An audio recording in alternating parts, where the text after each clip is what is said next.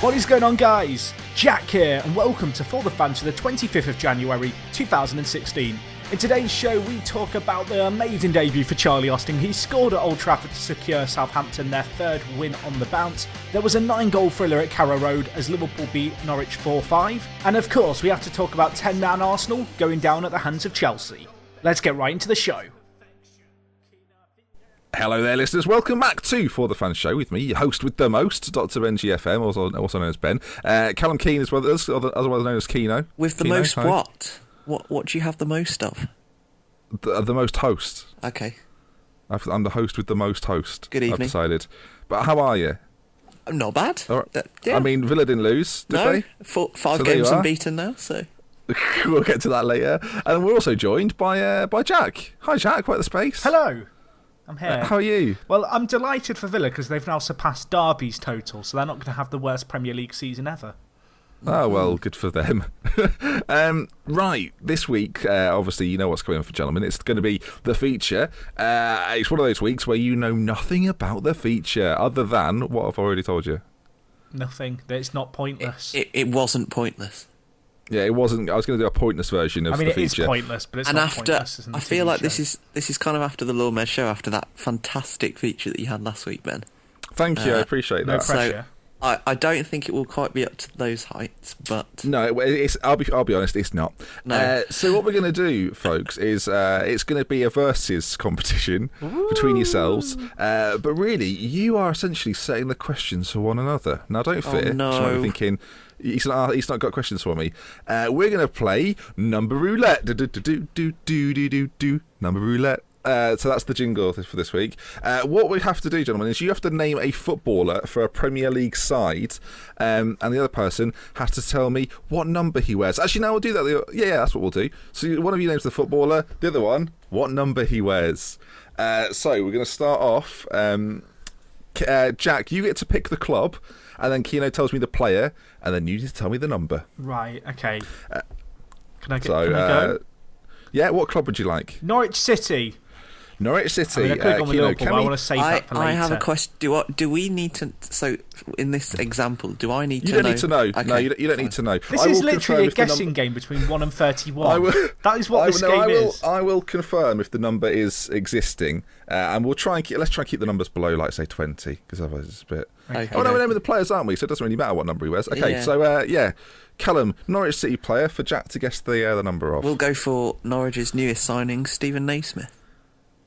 Oh, God. This is a What silly number game. did Grabham wear? I was hoping that wasn't going to happen. What number does Grabham wear? Is it? Oh, is it Graben's number? I think so. Okay, brilliant. Oh, what? 5, 4. Wait, Jack, so you get 3 points for your Jerome- first guess, I 2 know points for your Jerome's second guess, and 10. 1 point for your third guess. I know Jerome's so come number on. 10. And Mbakani's 9. Mbakani's not 9, but it doesn't matter.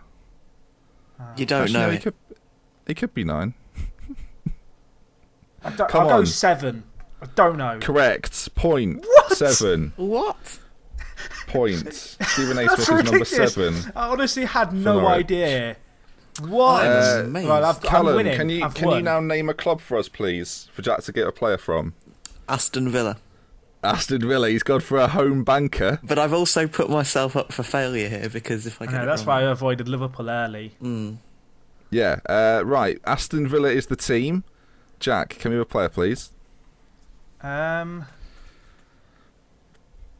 Gested. Rudiger Stead. Okay. Oh no.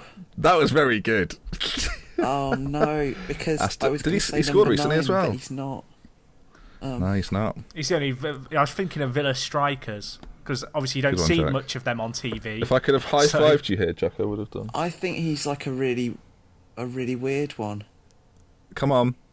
It's 5, number 4. number like 40 or something. He's not. Incorrect. Number 40 is Jack Grealish. Rudiger said it's number 39. Oh, the heartbreak. The heartbreak. It's painful. It's painful. Jack, can we have a club, please? Leicester. Leicester. Interesting choice. Why is Rudiger Stead number 39? I don't know. Kino, can we have a player from Leicester, please? Danny Drinkwater. Good choice. Oh. Danny Drinkwater, Jack. Well, I'm thinking first choice centre mid. So traditional English numbers in a 4-4-2, which is what is that? What Leicester play? It kind of is. Yes, it is. Let's have a number, please. I'll go with 6. Incorrect. It's a good guess. Correct answer Good guess. is number 4. Oh. But yeah, It's one. good guess. I So enjoyed close. that. Ah. It's one of the 4, 6, 8, 10 sort of Yeah, quartets. it was. Callum, can we have a club, please? A club? No. Am I choosing the club? Sorry. Yeah, I because choose the Jack's going to give you a player. Okay. Arsenal. I feel like we've warmed to the feature as we've gone on. Arsenal. Jack, can we have a player from Arsenal, please? Be reasonable, obviously. I'm trying to be obscure as possible. No, don't be obscure. Gabriel. That's all right. no. That's fair. Played at the weekend. He's gone for Gabriel. Oh yeah, he did. That's not the smartest choice, really. You want to pick players who just obscure as hell. I don't know. That's not the right answer. No. No, we'll give him a second because you've sorry. gone I for a feel like tricky he's one not there. a traditional number. Or maybe he is. My thinking here was because Shelny and Mertesacker probably have the normal numbers. Well, yeah, but You've I think I'm going to go with a traditional centre-back number. Number 5, maybe. Correct answer is number 5. Oh, yes. It's a point. Not happy. Just Well, hang on, so just what- clarify. Mertesacker's number 4. Yeah, I knew that. And Koscielny's number 6. Yes. Yeah. How does So that work points. out? Like, I don't know. don't like that number. I'm not happy. Thank you, Arsenal, Right. for being one of the normal teams. And having, Jack, can we have a club, please? We'll go with Liverpool now. I feel like Liverpool, he's it's going for a overdue, banker. isn't it? Really. Just don't pick number 7, lol.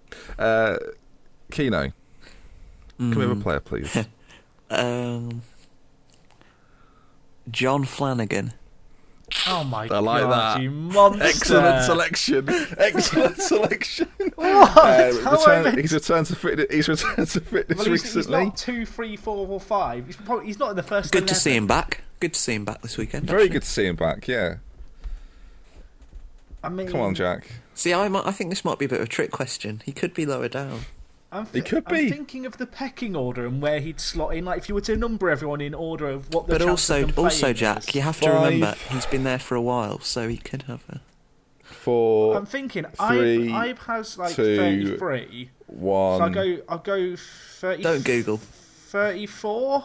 I don't know. If you get- Number 34 is Adam Bogdan. Correct answer is number tried that. 38. Hell, 38 my is the logic correct wasn't answer. terrible then. Yeah, you're relatively close. I did have an extra element to this feature, but I've decided to forego it. So right now, you've both had the same amount of goes, is that right? I think Yes. I've had an extra. Have I? Oh, no, yeah. I don't know. Have I had an I've extra done- one? I've done the Villa Who and did I ask Arsenal. first? Keno. Oh yeah. No, wait, no. I got the No, first one. Keno's got one more to level it up. Right. Jack, can we have a club? No, sorry, Keno, can we have a club? Wow, this is not complicated at all, is it? Callum, can we have a club, please? Spurs. Staying in North London. Spurs. Jack, can we have a player, please? Oh, who plays on the bench for Spurs? That's cruel. Do they still have Tom Carroll? Is it Tom Carroll? They do indeed. Oh, we'll have him. Okay, Carroll I played know recently, he's. actually. I think he's a high number. I'm tempted to go with the Jack. The Jack Grealish number 4. You're very close before with the good with the No, good I think a stats. bit lower though, but he's a funny number, a high number. I'll say number 20. Number 20 is Dele Alli. I actually knew that was Dele Oh. Alli. I'm kind of impressed The with correct myself on answer that is number one. 28. So, at 3 points each, the scores are deadlocked. Dun dun dun. So we'll now do a tie break now. I think. I will pick a player from a club, Okay. and you have to tell me And it's who what gets number he is. closest. Okay. And should we do fastest finger first? I mean, I don't think either of us are gonna get it right. No, unless you we're can not. give us It's an not going to be a obvious one. race. So- Well, it's going to be relatively easy. Can I just Like, say, I don't really care about squad numbers. Like when I play Football Manager, I just ask the assistants to do them. But I know some people are really anal about them. You played here. Okay, the player name, fastest person wins. All right. Okay. So I want you to be ready on the buzzer. Can we come in a second time, or is it one answer, you're done, and the other person has... Keep going until we get it. okay, all right? oh gosh. But the other person has to have a go before you can have another go. Oh, okay. We'll do that. Okay. Right. The player is Alexander Mitrovic. Oh, God. Newcastle United. I'll go Alexander 18. Mitrovic. Incorrect. Oh. Can we get a free yes here? No thinking about it. This is Okay. on the buzzer. Number 9. No. Jack? 39, Gusted. No. Keno? 10. Jack? 7. This is a Keno. stupid game. 14. Jack? 27. Keno? How long will this go on? Stephen Taylor? No, Keno? 20. If you don't get it on this one, I'm new player. Right, the correct answer was 45. I was quite Oh my close when I said God, what a 39. stupid- Okay, number. okay. Next player. Ready for this? Yes. Fabian Delph. 14. Incorrect. I Wolf of said that was Bremen. so much conviction in. Keno, your favourite player? I mean, what number was he for Villa, Keno? 18. He Correct. was number 8, I think, for us. Callum Keane wins this How has week's he just feature. got that? There's no way you just guess 18. Hey. Not happy. I'm Well, if calling he had him out. 8 and I'm 8 was already calling him out. Well, if he had 8 and 8 was already taken, the logical step would be for him to have 18, right? Anyway, that was this week's feature. Number roulette. Do. I feel like the jingle changed there between the start and end. It did change. I forgot what it was. Right. Not as good as last week's jingle. I think the jingle feature. I think we I can think all the agree with that. feature But and the jingle were both let last down week's- compared to last week. last week's feature was top notch. So, I mean, if you didn't listen to that, go back and listen. Right, let's get on with the football that happened this weekend. There was well, I wouldn't say it was a huge game, but it was a huge result. Norwich City 4, Liverpool FC 5. Do you know what? We'll start with Keno, the impartial member of the panel. What did you make of it, Callum? I mean, he's lost for words. I think that's what we've learned there. He's got nothing to say on the game. Can I come in? Because I loved it. It was a great game. I should explain, in my family, half my family supports Norwich and half the family supports Liverpool. So this is always an exciting tie. Yeah. I, of course, fall on the... I have ties, ironically enough, to both teams, and I thought it was. I don't know. As a Liverpool fan, it was a little bit. I don't know. I didn't enjoy it for the first hour. I'll put it that way. I mean, Liverpool scored 5. That doesn't happen very often. Savour this. Well, hang on. We did score 6 recently against Southampton, but I do see what you're saying. Oh, that was with the one and only, in the team. We've been peculiar. We'll talk about him later. We've been peculiarly sort of absent in front of goal recently. Callum, have you joined us back? I have technical problems, sorry. Hi, welcome back. What did you make of it? I wanted your impartial view before me and Jack sort of got hypeable. I just enjoyed it because it had, like, as I've written in the running order, it just had everything. It had woeful defending, lots of goals. I mean, did it have Did have defending? Saying it had everything, then saying it had work. Well, I wonder, if you watch that game back, I challenge you to play Spot the Defending, because there wasn't a lot of it. There was 2 moments, really. Both were from Norwich, but I will say Liverpool's defending was also dire. 2 moments from Norwich. Obviously, the Russell Martin back pass. And secondly, the lack of defenders on the pitch when Roberto Firmino sort of received the cross from Adam Lallana to put the ball in the back of the net for, I think it was the 3rd goal. Was it the 3rd goal? Or the 4th? Loved that goal. It was Third or fourth, yeah. there was no one within about 20 yards of him, and he waltzed through and taps it in. And It was a bit of a breakaway, but I do see what you're saying. Do you know what really annoys me about all the goals that were scored? Okay, there was 9 goals, right? Not enough of it has been made about Mbakani's back heel. It was a really good back heel. I mean, why is no one giving it more love? It was great. I think everyone forgot about that because it happened too early on. If that had been like the Basong equaliser, everyone's talking about that for weeks. He did really well to control it, bring it down. It was kind of under his feet. Sacco's looking for the ball like it's literally lost at the time, by the way. The way he's looking around the legs of Mbakani is just mesmeric. Sacco reminds me of a dog where you pretend to throw a ball in a field and then you keep hold of it and he kind of looks around. That's what Sacco's like in the box when a cross comes in. Yeah. I quite like him. So let's touch on sort of all the moments in the game. So Firmino's first goal, where it sort of hit Declan Rudd's underside, hit the post and went in. At that point, I thought the game actually was relatively even. I don't think anyone had a real grasp of it. Then, of course, we had the Mbakani back heel, and then it all went a bit mad because Norwich take a 3-1 lead. Obviously, Stephen Naismith scoring on his debut. Worth the money, boys. We slagged it off, but based on what we saw... I wasn't too... yeah, well, we'll see if he's worth the money. I think it's a good signing. What I'm saying is someone paid who was cost half the amount also scored this weekend. We'll get to him later. So yeah, Stephen Naismith had scored. It was a smart finish, I thought. Goalkeeping could potentially be better. There wasn't a position you could have put it kind of better in the goal for it to go in. No. Does that make sense? Okay. No. And then Alberto Moreno does some of the most comical defending. Does some of the he does a tackle which at the time I went, don't do that, and then I thought, okay, he's got away with it, nothing's been given. Naismith tried to go on, and then he just runs into the back of him. It was doesn't just tackle so into the back brainless. Of him, just runs into the back of him. I can't. Yeah. I mean, the worst thing is that is the closest that game came to having some defending in it. Those attempted challenges, that was as closest to defending as we saw. Yeah, well, that's quite true. And then Wes Houlihan put away the penalty. Bit of a dodgy pen, was it? A bit lucky? Yeah. Or cool? Was he lucky or cool? I'm not sure. I think it's safe to say it was lucky. If it's saved, you go, that is an awful penalty. That's the thing with penalties. I feel like if it goes in, no one ever questions it. They just go, oh, he scored the penalty, it's a goal. If you miss it, or if it's saved and it's a bad pen, like you just hear nothing worse than bad pen, easy height for the keeper. Which you could use to describe this, except he's got lucky and it's gone in.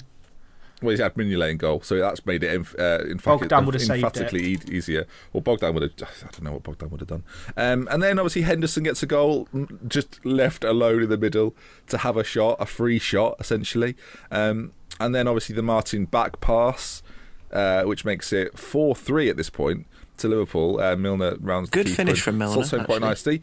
It was a good finish because he'd messed one up earlier in the game. And they're harder than a lot of people sort of give credit for when you've got all that time. I did think Rudd in goal did let him get by a little easily. I don't know if that was a bit like he didn't want to dive in to give away a red card kind of thing, but he wasn't very committed, was he?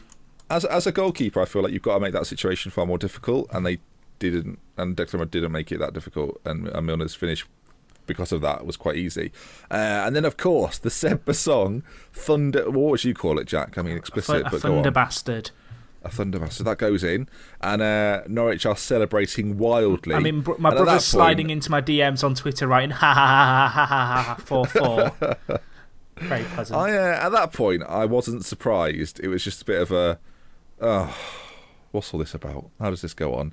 And then, obviously, very late doors, Adam Lallana...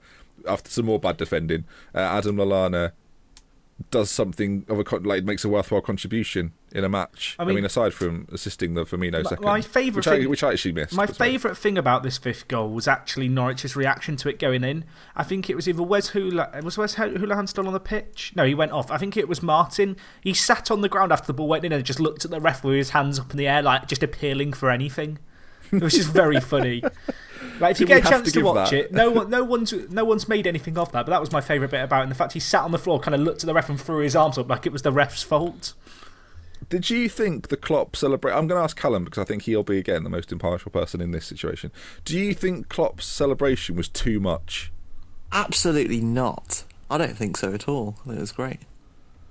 But people on Twitter were saying it was out of order. No, I see. What I found funny was, when they were all going back down the tunnel, the Norwich, I don't know who, one member of the Norwich backroom staff. Yeah, just coaching. Yeah, it was like remonstrating to him as they went in. He wasn't very happy, was he, that guy? The thing is, No. for me, okay, if you're not going to enjoy that kind of game, then when are you actually ever going to enjoy football? Well, what you've done there, Jack, is paraphrase a tweet of mine that did the rounds a little bit. Oh, I didn't see that tweet. Well, no, there were fans of other teams saying, "Oh, look at Liverpool fans celebrating a 5-4 win over Norwich." It's like, yes, we did celebrate a 5-4 win over Norwich, because if you can't, and my tweet literally said, if you can't enjoy moments like that, when are you supposed to enjoy football? It's the context of it, isn't it? It's the context of that result. I mean, I loved it. My highlight of this bit was actually the fact Benteke knocked Klopp's glasses off, because as I saw it in slow motion and it was clear as day, Benteke had done it. I'm thinking, well, he's gone in the summer now. Broken some glasses. It was the classic look of a man that had his glasses knocked off and then didn't want to have any more damage done to them. And so everyone's celebrating. You just see Klopp's hand come out of the pile of players holding these sort of half-broken glasses. It was quite a funny sight. But yeah, I don't think it was too much either. Keno, do you want to carry on with what you were saying there? Well, there was the moment at the end where when you mentioned it, when the Norwich member of the backroom staff sort of was remonstrating when they went in. I thought that was absolutely, it was just stupid, because at that moment in the game, what would anybody else have done in that situation? And not only is it like fantastic for everyone to watch, you just know that the players, and he had a reputation for this at Dortmund, the players will see him as one of them, and it's fantastic for team building and team spirit as well, which arguably Liverpool have been lacking a little bit in the last, for quite a while, in fact. Yeah. Well, I know it's a bit futile to say this, but Rodgers wouldn't have done it. Rodgers would have done the arm in the air, fist pump, and it would have been. But it wasn't that kind of moment. It was a kind of moment where Lallana wanted to share it with Klopp almost, and that's a key part of him coming in. I know it's been said a lot, but kind of, if that's United, Van Gaal sat there with a notebook writing notes as the goal goes in the last minute to make it 5-4. I can imagine Giggsy getting up on the sideline and jumping up and down, but he's not allowed. Yeah. One of the worst examples of jumping up and down. Remember when Manchester United won the league? I thought you were about to say when Rotherham scored in the playoffs and Steve Evans was manager. No, it was when Ferguson kind of went on the pitch. Do you remember what I'm referring to? When Ferguson ran on the pitch and then someone else did a mad jump at the same time. You must know the clip I'm on about. Yeah, I do. I feel like it was on a Sky Sports advert with Thierry Henry walking through recently? time. Yeah, I think it is on the. Was it the one where advert. they won the league at Sunderland? When it was last minute. Nah, it wasn't that. Nah, it wasn't that one. It was when they won it at Old Trafford. I think it was maybe when they took it off Newcastle in the late 90s. Either way, the point doesn't really matter. It was just it was a bit of a busted jump. Before busted, essentially, I like to see a manager show that much passion when a 5-4 has occurred. It's brilliant. And it's a last minute winner. I don't care if you think he's broken some rules, because it's bloody excellent. So yeah, Liverpool get a win, which they probably needed. Norwich score 4 at home and don't win. I mean, they've brought in Tim Close, who Norwich fans are disgusted didn't play. They thought, because he's actually a centre-back and Russell Martin isn't, I do think it's a curious tactic to play Pinto and Brady, kind of two really attacking fullbacks, because it just kind of left Basong and Russell Martin on their own. Basong was almost babysitting Martin, really. By the same token, they scored 4. I just think if they were defensively a bit more solid, that might not have occurred. And they also obviously lost Tetty, didn't they, pre-game? He was poorly, wasn't he? Was he ill? He was poorly. Oh, bless him. Yeah, he was ill. Bless him. Yeah. So yeah, decent win. I mean, Liverpool go into the. Is it still the Carling Cup, or is it just the League Cup? Is it the Capital One, Ben? Who is the sponsor? Sorry, I went to the Carling Cup final, mate. So did I, actually. It's in my blood. Sorry, better times. So yes, what we're getting at is Liverpool take a win into a semi-final. Do we think they'll win that? I mean, it's happening on Tuesday night. Stoke, isn't it? Yeah, I'd hope so. I want to see them play Everton. Everton at Wembley. I think it could be not Man City. It could be a good thing for Klopp to sort of win, to get his feet under the table and to sort of get that winning mentality going. I think it would be very. I mean, at the moment Liverpool are 7th, so it would get us Europa League. It'd be a very useful thing. Oh yeah, actually would. I didn't even think about that, but that's genuinely a thing, isn't it? Yeah, I don't know if that would be a blessing or a curse. I feel like in some ways you could attract some players if you're playing in the Europa League. Yeah. But at the same time, I don't know if it has that much of a pull. Well, I feel really. I mean, I'm not sure, but I feel as though, although the Europa League in general is kind of slightly seen in a bad light by everyone, I think foreign leagues see it slightly in a less bad way than we do. I think it's kind of vilified here, more so than other places. So you're right. Like in terms of attracting players, the fact you're in Europe in any form probably is a good thing. Also, like, do you feel vilified? Yes, I do. I have done all season. Okay. So go on. I thought you had an extra point. Like I said before, I just think it'd be a really good trophy for you to take seriously this year, to try and just get that first bit of silverware on the Klopp's belt, because we all know that sort of the longer he might go without winning anything, then the more questions will be asked of him. So to get that out of the way quite early, I think would be really useful in more than anything. Yeah, I think it's quickly to touch on it. Obviously, Norwich have brought in a few signings. Liverpool are in sort of advanced talks, if you believe what you read, with Alex Teixeira. I heard that a second bid was rejected. I feel like this transfer saga for me, it's like Willian all over again. It's like Mohamed Salah all over again. Worried. He's going to go to Chelsea. It's happening. I'm sorry. He's going to Chelsea. We've even got the liking of Coutinho's Instagram pictures. I mean, that's their nail in the coffin right there. That's the killer blow. Willian, well, actually, it's funny you say that. It's funny you bring the Willian thing up, because I've been listening to Gerard's book recently. I bought it on audible.com. We're not sponsored, but we should be. And he mentions that Gerrard had a key role to play in signing these or trying to sign these kind of players. I mean, it never bloody worked. But he texted Willian, being like, it's a pretty crap role he had then. Which didn't lead to anything. Yeah. Well, he wasn't playing against Madrid, so he had lots of time on his hands. So yeah, it was that he was sort of given this role of making contact with transfer targets. I mean, I don't know who's doing that now. That reminds me of like Sunday League. Like when it gets to the summer, it's like, right, we only have 9 men for the year. Who's got friends who we can like ring in? That is what it's like. I'm trying to think who would be doing it now. I feel like Lucas could be doing it now. Well, apparently, it's funny you say that, because Teixeira apparently is good friends with Lucas and Coutinho. We'd have quite a Brazilian thing on Liverpool. Teixeira's got 20. He's got 22. Indeed, he's got 22 in 15 league games. 26 and 25 overall. Got 22 last season from a midfield position. 17 and 22 in the league that year. Do you think you'd be playing him? Do you think you'd be playing him as a centre forward? Because I think that's what you're missing. Or do you want my honest answer, Callum? I don't have a bloody clue. I think what we plan on doing with him. Firmino's done quite well recently, though. He's got 3 goals and 4 assists in his last 5. Yeah. Like, that's not bad. But the Liverpool issues, we kind of touched on this more last week, but the Liverpool issues rest slightly further out wide. If you can get Teixeira playing behind Firmino instead of Eyeball Lallana, I think that makes it instantly stronger. But we'll have to wait and see. I'm just thinking of the perfect chem links in Ultimate Team with the Brazilian Liverpool players. That's all I care about. It's also nice to see Norwich have made signings that could actually improve their chances of survival. Yeah. Well, because a lot of teams make signings and you just think, oh, well, it's a bit of a gamble whether they'll stay up. Whereas Naismith and Close seem like they could be two pivotal parts of them staying up if it is now to happen. And I mean, there's other teams like Villa who just don't make signings. I was waiting with no one. It's just not happening. We'll get to them later. Right, let's go to Crystals over at Palace. They lost 3-1. I think that the main talking point, we have to start with this, gentleman. The Dele Alli goal. It might well be my favourite goal of the season. It's my favourite goal of the season, without a doubt. It was just brilliant. Absolutely brilliant. I'm trying to think of other goals this season that I've gone, that was good. Coutinho v Stoke. Dele Alli's goal. Well, I don't know. Dele Alli has been practising for this, as he was on the Adidas advert, kicking the ball against the light switch. I don't know if you've seen this Vine.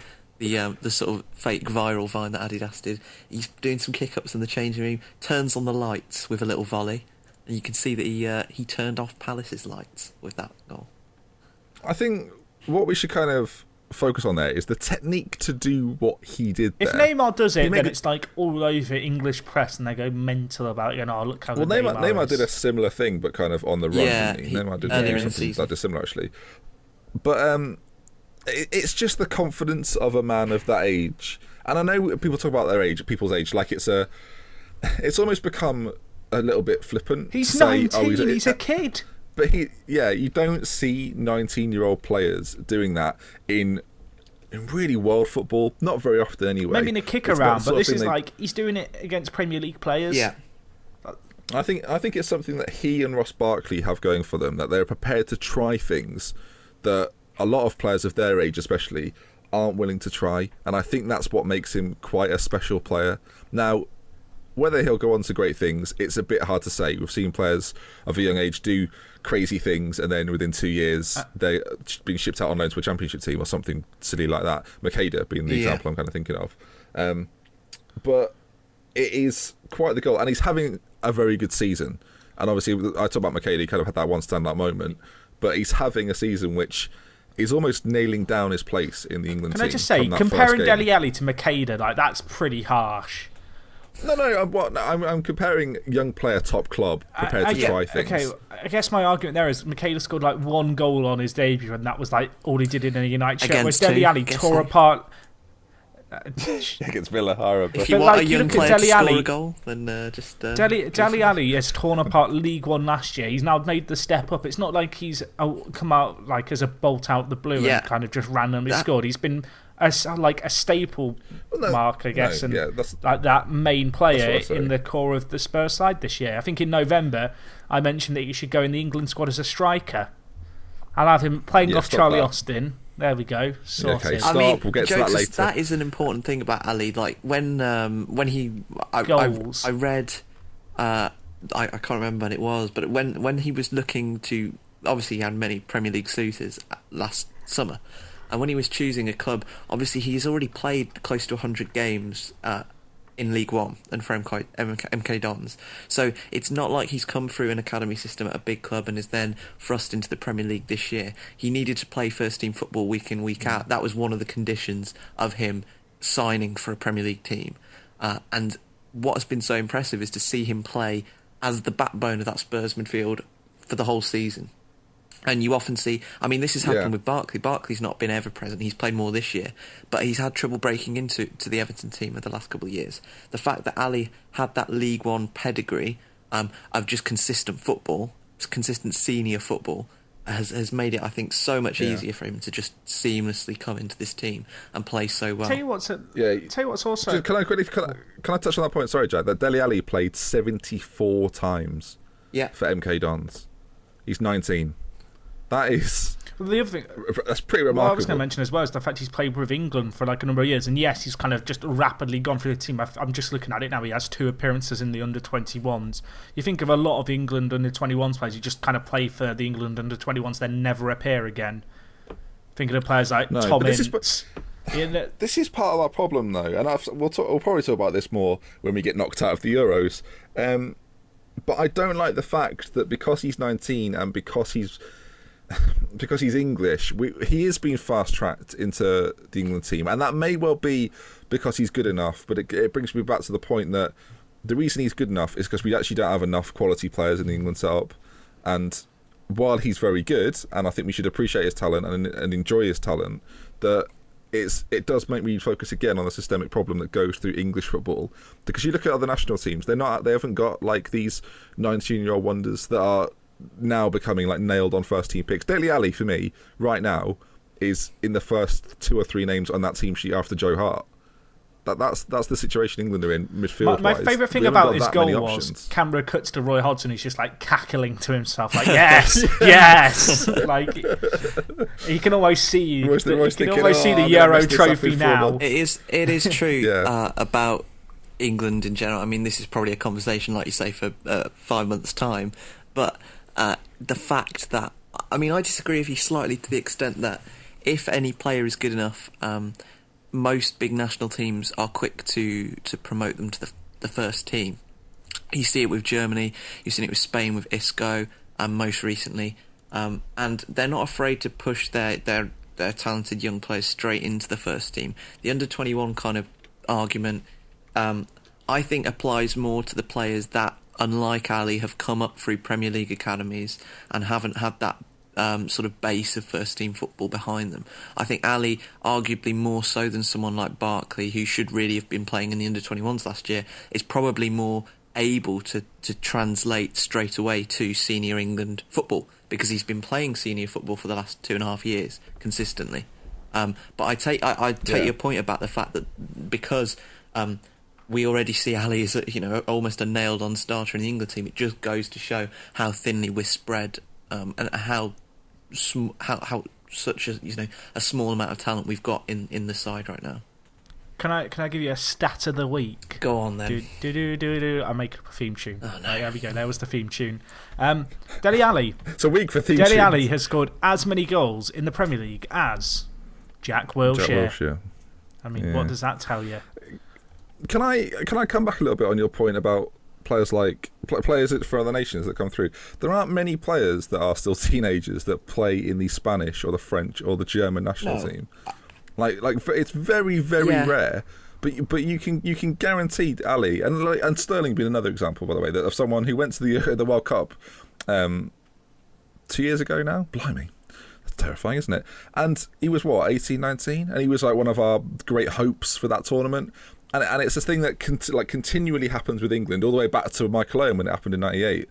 And since then, really, we're happy to force through these younger players, Walcott being another one, of players that have gone too young, and their careers are arguably being a little bit stunted because of that. And I do fear a little bit for Ali. Now, with Sterling, I actually think it arguably maybe made him a better player, but you've got to still treat this situation quite carefully. I would say there's all well and good in being good, but you've got to be aware that he's not just going to be like, because a player who's 19 like Dele Alli is going to have a dip in form, because it happens to every player of his age. And when he has that,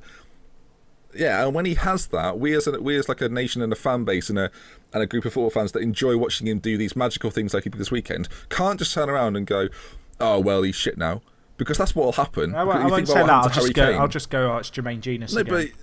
But he's got a teammate in Harry Kane who had the exact thing happen to him. Didn't start the season very well. Everyone wrote him off immediately. I do worry that he'll get shoved into the limelight very quickly because of how well he's playing, and then it'll be a bit too much for him. I'm hoping that doesn't happen. To clarify, I hope he goes on to be fantastic. I do wonder, just because the sheer amount of first team football he's played, and the fact that he comes across as quite an intelligent footballer. He does. Like, you don't read much about him. The same way, like with Sterling, like you hear about his antics off the pitch all the time, and he is a bit of a kid. Dele Alli, you don't hear a bad word about him off the pitch. He's played, as you said, 74 games for MK Dons, and he's almost played he's probably up to 100 league games at least, just at senior level, which for a 19-year-old is crazy. Granted, some of them not played at the highest level in the world. And I do think in some ways that's going to help him a lot, because you see a lot of the players who get fast-tracked, and they'll have half a good year in the Premier League, or they'll play, half a good season in the Championship, and they'll get called up to the under-21s or whatever, and they never get that next step. Whereas for me, I think he's worked quite hard for that opportunity. The fact that he's not been kind of gifted the opportunity of being at one of the massive academies and had this big name. No, I agree. He was playing for MK Dons at 16 and getting called up for the England under-17 side, playing in League One. Bringing it back to the actual match, you just mentioned Harry Kane. He got back on the score sheet, and like you say, he had that bad start to the season, but he's got 16, I think, overall in the league now. And I think about 10 in 11, 10 in 12. And he's really come back to form. And I think that's been one of the most impressive things for me this season, is the way that he has sort of announced himself as more than a one-season wonder, the way that he's grafted his way back into form. And he's scoring all types of goals again. I mean, this one against Palace was sort of a towering header where the ball was just pumped up into the air. And he reacted far quicker than the Palace defence It was almost. did, It reminded me of sort of a Shearer type goal in the way that he was sort of so explosive. Yes. I think the best thing about Harry Kane, I mean, obviously people have been saying about this for the last year now about him, but he can score all types of goals. I think all types of Gary goals. Yeah, Gary goals. It's a very obscure reference that no one's going to get. But no, I think you're right, and I think it'll help players like Ali actually. Playing with Harry Kane week in, week out. Okay, he's around quite a few English players. You think about Tom Carroll's relatively young, Danny Rose, Kyle Walker, players that have been in and around. I mean, Eric Dyer could be there with him as well come the summer. So, yeah, I think it's a good win for Spurs, who look, I mean, talking about where they are league standing wise, I mean, I think top four is almost nailed on at this point. I think they just look really good. They've got a crazy unbeaten run as well, have they? No, that ended... So 11 games unbeaten away from home? I mean, I think because obviously they were unbeaten from the start of the season, I think it ended just before Christmas. I think that's sort of taken a bit of a burden off their back in a way, because they can go for those wins a bit more instead of the draws. But it was good to see them come, I mean, from a neutral, so it was impressive to see them come from 1-0 down. And really, you've got to ask quite a few questions over Palace's home form, as they've sort of shown throughout the year. They went ahead again, and they managed to then bottle it again, and they've been doing that quite a lot this year. I think it's worth noting. I think Spurs, I saw this on Twitter, Spurs have some crazy record from coming back from behind. I think they've got like the most points from a losing position in the Premier League. We talked a bit about Everton last time around. Yeah, I'll see if I can find the stat. But do you know what's weird? I'm just looking at the Tottenham results since the 13th of December. They actually lost to Newcastle on that day, and they've lost to Leicester since then. But apart from that, beat Southampton, beat Norwich, beat Watford, draw with Everton, beat Sunderland, and obviously beat Palace. They've had quite like from the names I've read out there, they've had quite an easy run. I think comparably to what they potentially have coming up. I think in the next 4 or 5 games, I think they're away at Watford. Maybe they play Chelsea and City. That's going to be tricky for them, but I think that's the sort of thing they might quite enjoy. And of course, they play Fiorentina. That will be a big League, game because which will be tasty. Will be a big game considering that they knocked them out last year, and also Fiorentina have been flying quite high in Serie A this season. So that'll be. So can I say? So it's not Chelsea, it's Colchester. Similar standard. Similar standard. Shrewsbury. But they've got a pretty tricky run. Actually, I'll read it out to you. They play City away, Fiorentina away, Fiorentina at home, Swansea at home, which is going to be the easier one, and then West Ham away. Although Swansea got a decent win this weekend. West Ham away, and then Arsenal at home. Sorry. So that sort of 6 or 7 game run is gonna be quite testing on their season. Of course, you can throw a few more Europa League games in the end of that as well. Speaking of tricky runs, Leicester, they've got Liverpool next, then City, then Arsenal. So they had to win really against Stoke. They did have to win, and it was a great win. Because the next 3 games are going to be very, very difficult for them. Vardy is back, everyone. Officially. He scored again. Jack, do you rate him yet, or still not let's convinced? face it, Mahrez is little, what do you call it, where you flick it one way and flick it the other way? Elastico nutmeg into assist. I mean, I when I saw that happen, I was like, in Tony Hawk's where skateboarders do tricks, I could see that appearing at the bottom as Mahrez beat his men. The combo. That's how good it was. The combo. Yeah. I loved it. Why didn't you just use FIFA Street? Because, it's not... Tony Hawk's is a better game, I'm sorry. Yeah, but it's a surprising segue. But no, after a 7 games without a win for Leicester. 7 games... Oh, sorry, 7 games without him scoring. Sorry, my apologies. 7 games without Vardy scoring. He's back on the sheet. As you say, Mahrez ran the show again, really. But the highlight of it for me was the Robert Huth free kick. Oh my gosh, I loved it. I loved everything about it. I don't know. I'm trying to work out if they even practice that. It reminded me. I don't know who it is who tried to run over the ball. It was but they need to learn. Drinkwater, I think. Drinkwater went to run over the ball. I think Huth panicked, thinking that Drinkwater was going to take it, so he tried to rush to the ball to get it away quickly. It reminded me of the free kick that Germany did, I think, in the last World Cup, where Muller, tripped over on purpose before he got to the ball, and then I think someone else ran over it, and then it was eventually taken. It reminded me of that, but just where the ball gets kicked. Yeah. I feel like, Paul Scholes and Ryan Giggs did it once, where they both ran at the ball, then they both stop and look at each other like, oh, you idiot. And one of them just puts it in very quickly. Robert Huth. I mean, I know Leicester. Well done, Leicester, by the way. We'll talk about Leicester another week, because I want to focus on Robert Huth. Is Robert Huth, is he a bit of a sort of underrated nutcase? I'm just looking at his Twitter account. Oh, he got in trouble on Twitter once. I don't know if you've heard of it. Can we talk about this on the podcast? No, let's not. If you want to Google it, just type in Robert Huth Twitter. I'm sure it'll come up as a news story. Very funny. Very funny. But, okay, let me just run you through a few Robert Huth-based moments from Twitter. His Twitter bio is centre-half for Leicester. A small head for such a strong jawline. I mean, he's written that. His recent tweets, in terms of the free kick, which we just talked about, but 9 times out of 10 they creep inside the top corner, honestly, with a wink face and a hashtag throw in. He's like a parody account. The one previous to that was 10 days earlier. It's not often having such a square-shaped head comes in useful. I mean, it's good to see that level of self-deprecation from someone who isn't English. It's quite good, really. But he said, "Can't believe I missed that overhead. I score them every day in training." He's like a little parody account. But it's actually him. I don't know what to do about it. Someone should do deluded Hoof. The issue is you just have to copy his tweets. No, but the thing about Robert Huth, right? We say this like he's some sort of Twitter maverick. He's had, since the beginning of the season, he's had about 7 tweets. You know why? He would do way more. He'd do a lot more banterous tweets, except that incident a few years ago.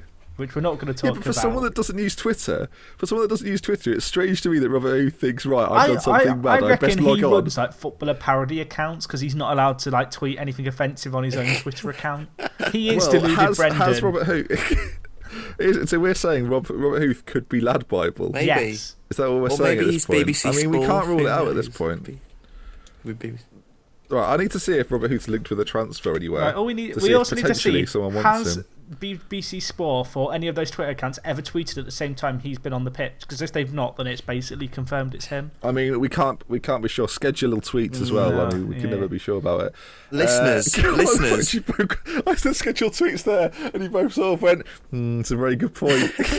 Like we're now coming round to the idea that Robert Huth is running numerous accounts that are parody accounts. Listeners, go and follow. I mean, listeners, we want updates on Robert Huth's tweeting activities, so keep us updated. Yeah. I mean, the ForTheFans account should really get on and follow that, really. So yeah, shall we? I'm sorry, Leicester fans. I know you've had a good win there, but we've kind of focused on Robert Huth. West Ham 2, Manchester City 2. West Ham scored in the first minute, and then Aguero gets 2 to claw back a Kelechi point for with the City. Who I assist. actually well, it's funny you say that, Jack, because they started the game without him and without Sterling, and I thought Silva and Toure especially looked very leggy, very not up for the fight. And then they made some changes. I think they arguably kept those two on the pitch actually, but they brought Sterling on, who I thought made a bit of an impact. And as you say, your man gets himself an assist. He's playing quite a lot as well. It might be. Go on, Jack. Oh no, I just want to sing Kelechi's praises. Okay, well you can say that because I think it might be time for City to let Toure go at the end of the year because he's not. I can't remember one game this season where Toure has taken the game by the neck and put it beyond a team like he's historically done for City. And I will. If you look at his objection, Your Honour, and as objection. you say he looked leggy.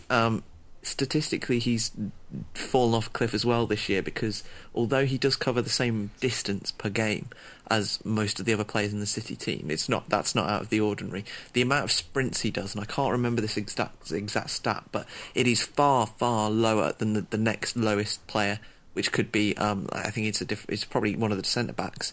He doesn't cover the ground, and I'm not sure that he's really the player that City need going forward. I think he's slightly holding them back in the sense that. You think, yeah? Well, I mean, you can finish off this point really. The front four he's got in Sterling, De Bruyne, Iheanacho, and Aguero, they do it at speed, and Toure, sort of one of his key points in recent seasons has been sort of arriving late, getting a strike on goal, bursting through a defence, and what you're essentially saying is he's not doing that anymore. You mentioned their front four, and it's fantastic. I don't think he's the player to play behind that front four at all. Delph. Well, I mean, That's you make that point, but it could do with two. I mean, if you've got Fernandinho, if you're playing one of him and Delph, I think it needs more of a sort of slower passer, more of a creator in there, who can just release the front four. Toure doesn't need to join in the same way that he used to as much for City now. Because De Bruyne, Sterling and Aguero, if you've got Silva sitting in the middle, which is fine because he can float around, those three are so mobile that you don't need a midfielder arriving late, sort of Toure, Henderson, that kind of type. You don't need someone doing that anymore for City. So I think he's the wrong... so he's a square peg in a round hole in the first 11 right now. And obviously he wouldn't be content to sit on the bench and come on as an impact player, which really he's probably better suited to doing now for them. So, I mean, if you agree with that sort of hypothesis, then there's not really many other options for City in the summer other than to move him on. Yeah, I think I will put a lot of money on the fact Yaya Toure will not be at Manchester City this time next season, especially because of the impending arrival of Guardiola. I was about to say, if you consider whether that happens or not, that fact, and if all reports are suggesting that it is City that Guardiola is more likely to go to over United at the moment, then he is obviously he let Toure go from Barcelona. He is totally not a Guardiola player in the way that he plays, because number one, he doesn't work hard enough. Really, and number two, he is too much of. Although he does play well in the team and he's a good passer of the ball, he is too much of an individual in his strengths to fit within a system that Guardiola might set out. So I can't see him, like you say, staying there past the next year at all. No. Jack, any quick points you want to make on West Ham against City? Good point for West Ham. Good point for them. I think they'll be disappointing to kind of give it up, I guess, at the end, considering they got that early lead and then made it, 2-1 with only, 20 minutes left? Yeah. Oh, sorry, Jack, can I say a player name, and I want you to say if you think he should be in the England team? We're talking about Dele Alli. Winston Reid. Winston Reid's from New Zealand, isn't he? Australia. Good try. Mark Noble, who has been one of the best English midfielders this season. West Ham are in 6th, and he's been good all year. Can I say no? Why not? Because Danny Drinkwater should be getting in if Mark Noble's getting in my opinion. Is that genuine? Yeah, I think Danny Drinkwater alongside Kante, they've been one of the most well-balanced centre-mid duos in the Premier League, and there's a reason that he's playing week in, week out, and Leicester are top of the league. I think he's a vital kind of part of that team in terms of instigating some balance when you've got players like Albrighton, Mahrez, Vardy and Okazaki just going mental ahead. It's a good point about Noble. I think, and it's quite sad that this is the case, I mean, I think if he was to break into the team, and he probably could have done, he needed to do it maybe 5 or 6 years ago. I feel like he's sort of he could play really consistently well now for the next few years, and short of West Ham qualifying for the top 4, which I guess they could do this year, but short of them becoming that sort of top 6 team and him being a key part of it, I don't think he can really get into the team over someone like Ali or I'm just trying, or Delph even, who is younger and still has those years ahead of him. Are we essentially saying that Mark Noble, for the rest of his sort of career, is going to be a very good not a very good Premier League player, but a good, solid, consistent Premier League player that never gets really into the England setup, and we constantly hear from West Ham fans he should be in the England setup? That it.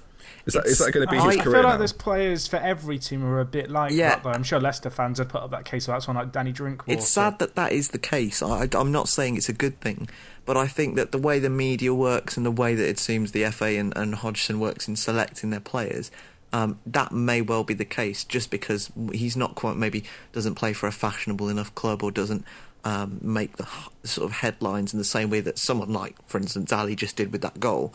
And like Jack says, I think it's not just an England problem. I think probably players are littered around various European leagues that probably could do a job for the national team, but don't sort of win the popularity contest side of things in order to get them selected. I agree about Noble. I think he's been great this year.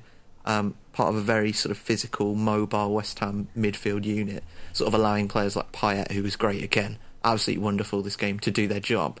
But it is a shame that he might not ever get a look in for England, because there was a time when he first broke into the team when people did see him as a potential England player. Yeah. We're going to focus on 2 more games, gentlemen, if that's all right. Because, I mean, obviously there were more than that this week, but there's 2 more games we'll focus on. I'm going to leave you till the end, Jack. Fine. I'm sorry. I can get over that. Arsenal faltered against Chelsea, somewhat surprisingly.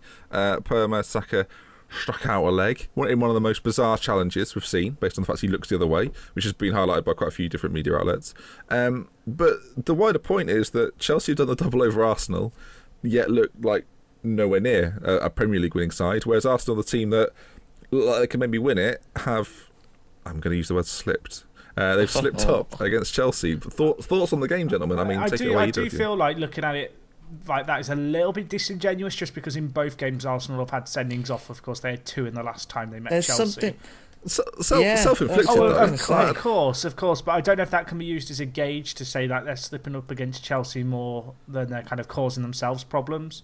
I think it all isn't that the same thing? I think it all points towards the problem that Arsenal have had for many years now under Wenger, and that is just a sort of mental fragility against, not necessarily against the big teams, but in certain situations, like that. It's almost as though like the idea of Chelsea in their previous forms as sort of Terminator, Mourinho title winning teams is just sort of ingrained in the minds of the Arsenal players.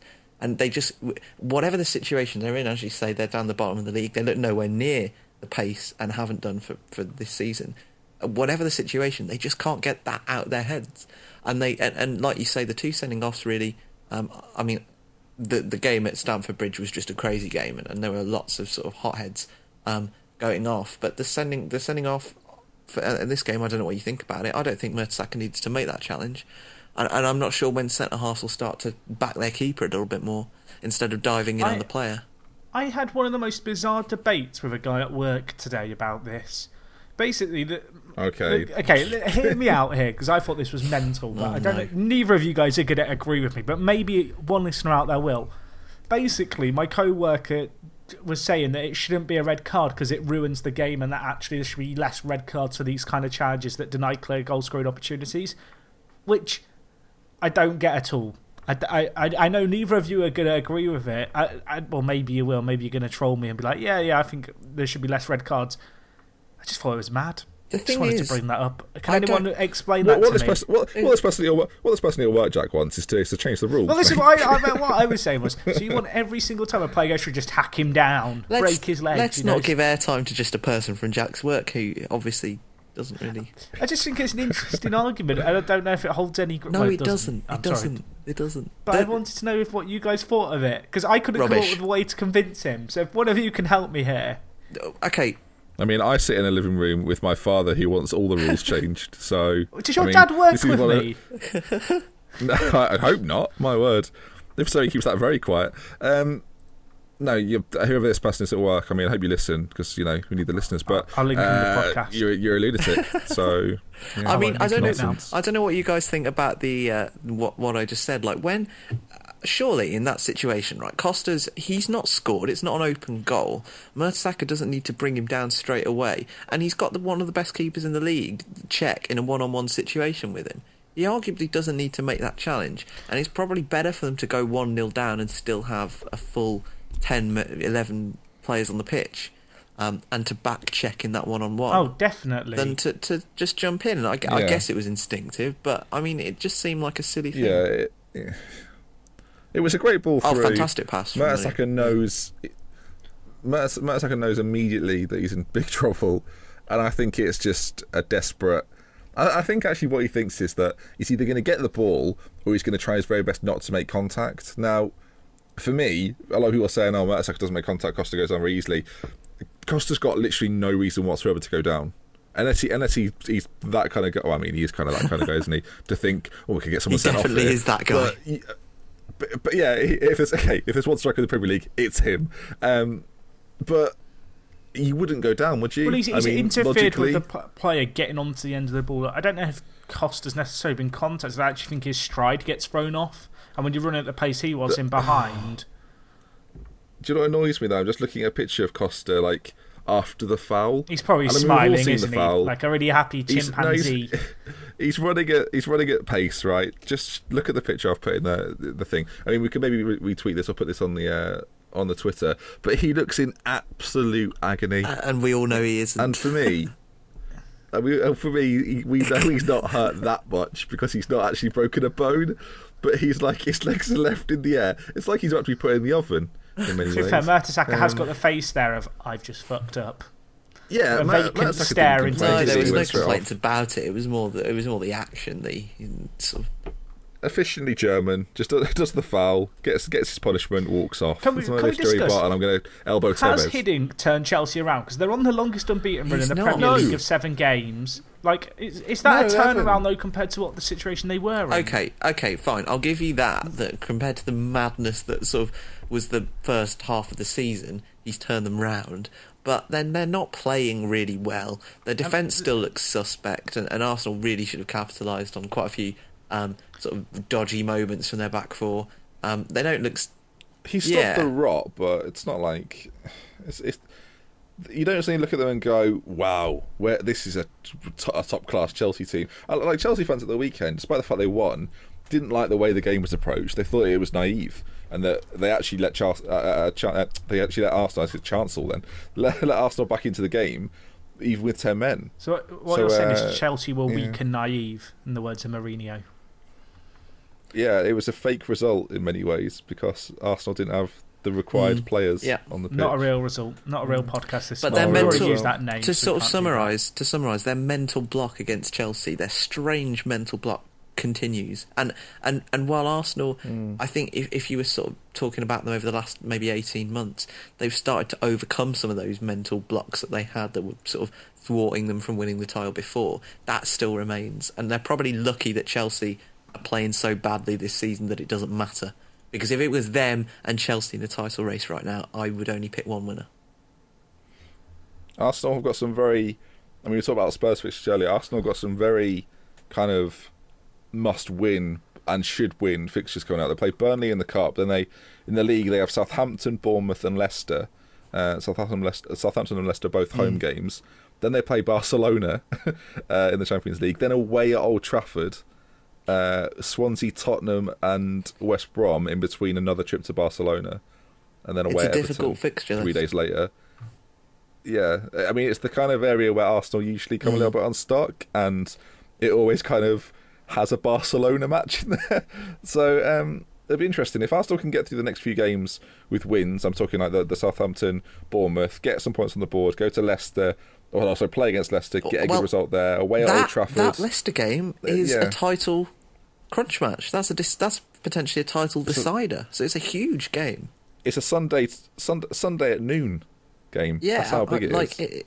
I can't. It's ridiculous that we're saying that, but if they could win against Leicester, then they've been neck and neck on goal difference for the last few weeks, and Leicester have obviously just edged it with this loss. But if they could beat Leicester, and then it should put them in the driving seat for the run-in.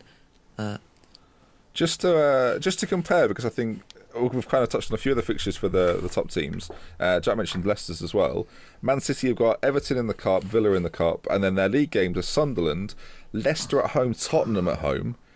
And then between two trips to Dynamo Kiev, they play Newcastle, Liverpool away, Villa in the league, and then Norwich in the league. So would you say that was somewhat easier, or very similar actually in many regards? I think those are some of the games that City have looked like coming unstuck in this year. They've had a few games, especially away from home, where they struggled to get goals. Yeah, I think. I mean, they play Leicester. They play Leicester and Tottenham. Then they're away at Newcastle, and that's going to be on TV, which is worth noting. And then away at Liverpool.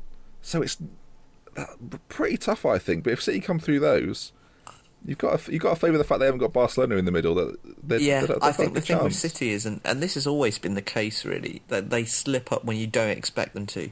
And they will just drop a bad result away, or a draw at home or something. The sort of situation where they lose to Sunderland away and then beat Leicester and Tottenham. And you think, well, that was two silly. steps forward, one step back. So, I mean, they've been funny all year, and they've sort of been going under the radar because obviously we've had Leicester the main story at the top, Chelsea have been the main story, further down the league.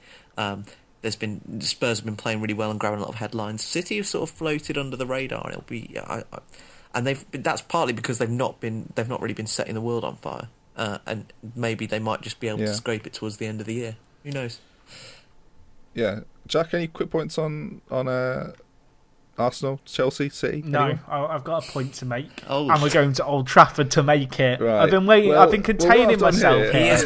He's been restraining himself very well for the last hour. I've been sat on my hands. He has been. What I've done, Kino, is the German version of Match of the Day, where you put the best games on last.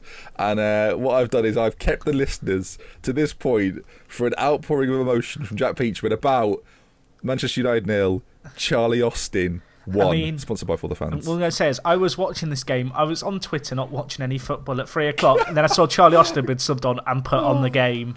That's how important it was to me. When I saw he wasn't starting, I became disenchanted with football for 70 minutes. Just didn't know how to feel. Callum, shall we just leave and let Jack just chat about Austin? Yeah, well, no, hear me out here. So all I did was, I was watching this game. 2 minutes, mate, we're not here. I was sat in a dimly lit room watching it, and I'm sat there, 87th minute I think it was, and I'm sat there thinking, Charlie, it's your time to shine. And, you see him find space in the box. He's not a pacey striker, he's not a massive presence in the air, but he knows how to find space in the box. And as he heads it in the back of the net, DJ Sammy Heaven is playing in the background, and there's just a solitary tear trickling down my cheek in happiness as I smirk to myself and go on, my son. This situation has like a worrying amount of sort of detail, to the point where I think you've been imagining this moment. I think you've been. No, this is how it happened. I mean, I've done some like practices where I've watched back old QPR games where he scored to just rehearse, but I feel like the emotion of it really brought the most out of me. How many goals do you think Charlie Austin will score? I said 15, didn't I? I said 15, which is 1 a game for the rest of the year. Well, actually, no. This month, that is. Yeah. I said he could get 15 with 16 games left, and you all laughed at me. Well, I'm laughing now. He's got 1 goal. He's off the mark. He's on 1 goal a game right now. We'll He'll get more goals than Rooney will for the rest of the year in the Premier League. Nonsense, I've got a bet. I think we have to kind of touch on it. Of course, Austin gets his goal. £4 million steal, Jack, would you say? I mean, what they've done there is they've robbed the bank. How much would you pay for Charlie Austin, Jack? I don't have to pay for him. I offer him hugs and affection and he'd come. Can we start calling him Stone Cold Charlie Austin? No. Can we start doing that? No? Okay. Because he just stunned Manchester United. Hashtag wrestling references. Watched the Royal Rumble last night. United, actually, before we move on. They should have signed Charlie Austin. I can't. They just continue to churn out such sterile football again and again and again. Boo. And the thing is, sorry, I'm just being the Manchester United attack. I thought you were doing a cow impression. Attack. No, I'm just booing. I'm just booing a lot because that's what happened when Van Gaal walked. Part off of me pitch. thinks you're Man United fans. 20% of you are from Surrey. The rest of you, you've seen league titles year after year for the last 30 years. And you should try supporting a different, you should try supporting a lower team. However, the other part... Jack, get under the desk. I think there's shots being fired. I feel like I've had shots fired at me and I'm a Liverpool fan. Listen. I'm genuinely going under the desk, Jack. There's something a bit rich about the sort of the outpour of emotion from United fans this year. However, the way that they have just kind of slowly stumbled to losses against teams that they should easily be beating at home all season. At home, Manchester United's last 11 home games have been at half-time 0-0, 0-0, 0-0, 0-0, 0-0, 0-0, 0-1, 0-0, 0-0, 0-0, 0-0. It's not great, is it? It's not entertaining. Is it safe? Yeah, you can come out, I think Ben. so, Ben. Oh, bloody Nora. Okay. I mean, this is why we don't go into our desks during recordings, Ben. I hit my head. I just figured that I was on my knees under the desk, and if anyone had walked in, that would have been. You could have just explained that you're a United fan. I mean, it was just Callum Keane. Yeah, with the part of me thinks, what are you complaining at? That's the other part of me thinks that they do have a point because the football is the way that they are playing, particularly at home, would be infuriating for a fan of any team, as particularly with the squad they have, and. It's moving. I mean, we tried to explain it before Christmas earlier in the year. We tried to sort of rationalise it. I'm not sure that anything can be changed other than the manager and the system that comes from the manager at the moment. I think it is an entirely Louis van Gaal problem, and it's mainly from his stubbornness and his unwillingness to change. And until that does change, whether he's sacked or whether he decides to switch it up a little bit, then we won't know. Okay then, folks, that does bring us to the end of this week's For The Fans show. If you've enjoyed it, please leave a like on the recording. If you want to see more, then do follow us on iTunes, YouTube, Twitter, all over the place. Jack, thanks for joining us. No problem. Can I just say, if you leave reviews on iTunes, leave us little references to the shows. I read a delightful review lately about Pedalo and Adam Pardew. Oh, marvellous. Yes, and that brings us to the end. So, we love you, care. For me, Dr. Benji, and all of us at For The Fans show, we'll see you again very soon. Goodbye. I know Kino didn't get to say goodbye.